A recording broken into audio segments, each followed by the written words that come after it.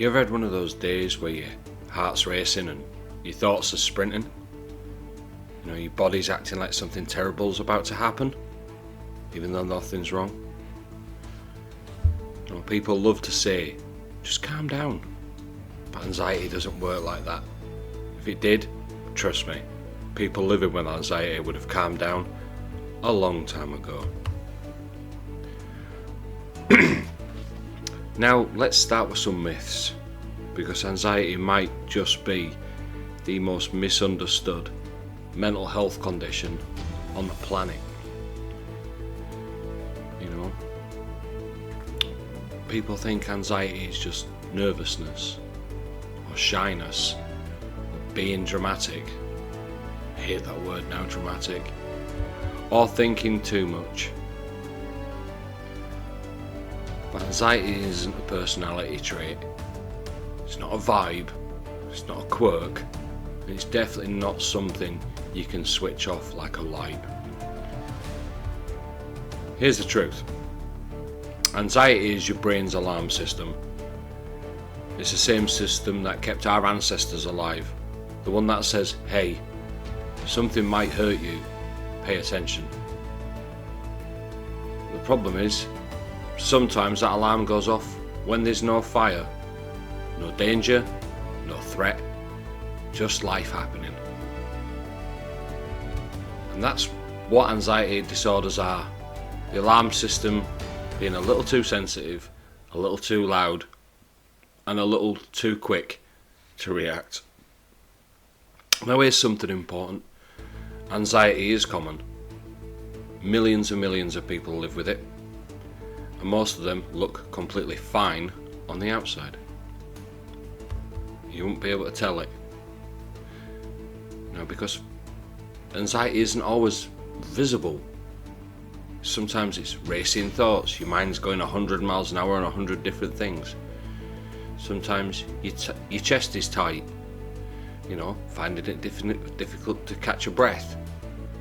And sometimes it feels like you're just failing at life when you're actually doing your best.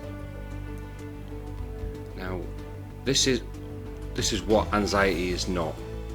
So let's debunk a few things. You know, anxiety is not weakness. It's not attention seeking. It's not being dramatic. And it's not a sign that you're broken. People with anxiety are often some of the strongest people you'll ever meet, because they're fighting battles you don't see and showing up for life anyway. Now, let's talk about something that doesn't get enough attention. People with anxiety can and do live full, meaningful and powerful lives. Not by getting rid of it, but learning how to live with it. You know, so here are some things people have told me that find it helpful for them. You know, grounding techniques. So there's 101 different, maybe more, grounding techniques. Simple things like when it's the weather, standing outside for a bit, barefoot on your lawn.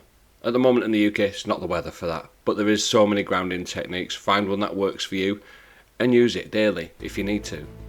Predictable routines. Not a rigid schedule, minute by minute, play by play of your day. That'd be too much. That'd probably give anybody anxiety, having it that really. But not a rigid schedule, but predictable routine. Just small anchors that make your day feel less chaotic. Especially if you might be in a high-powered job, you might be, you know, very, very active life. If you get it down at a manageable routine, then great, it'll help. You know, breaking tasks down into micro steps. This is what I use personally. You know, some things, you know, anxiety loves to do is turn simple things into mountains. But micro steps turns them back into pebbles. You know, that's a visual, a mental visual. We could all try to adopt that sometimes. Sometimes life can be a bit too much. Sometimes we've got to break it down and, you know, a little bit at a time. But as long as we're doing something to manage. And talking to someone with you trust. So it might be a doctor, might be a partner, friend, work colleague, someone like that, someone you can trust. And this is not to dump your feelings, but to stop carrying them alone. So find that one person who understands what you're going through, knows what you're going through, and just make them aware that, you know, you're having a bit of a tough time. There's no shame in that. You know, and learning your own early signs. So everybody has their own tells. You know, a tight chest, a buzzing mind, feeling of dread. That's a common one that I've heard myself personally, a feeling of dread. Even I've had that feeling more than once, in years ago. But helping yourself recognise them early helps you respond with compassion, not panic. Now also, get your professional support when it's needed. You know, it might be difficult. I know it is where I live to get an appointment to see a doctor or a therapist or anybody that profession to go see someone. But do get your name in there, because and when you do get your appointment, speak up. They can only help you by what you tell them. If you don't tell them anything, they can't help. Now remember, living with anxiety isn't about perfection. It's about understanding yourself, honouring your own limits, and celebrating the days you show up even when it's hard. And you should. Every day that you get through, you should celebrate it. I'm not say throw a party, but give yourself a pat on the back. You did good today. You know, build that inner strength within yourself, one day at a time.